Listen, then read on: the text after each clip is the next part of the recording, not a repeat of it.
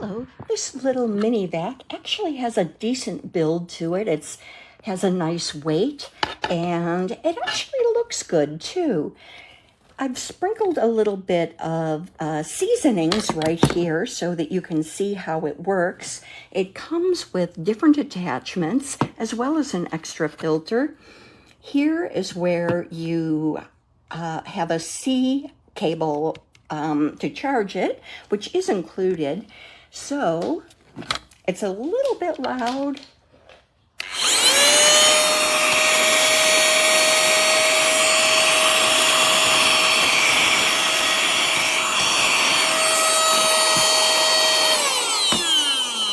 And you could see that it shows a 99. It's 99% charged, and it picked up everything. It even got into the little grooves here. It doesn't do quite as well on things that are more grainy, like little bits of sand or something that are stuck in here. I tried it with some salt, and it definitely does better with those leafy herbs.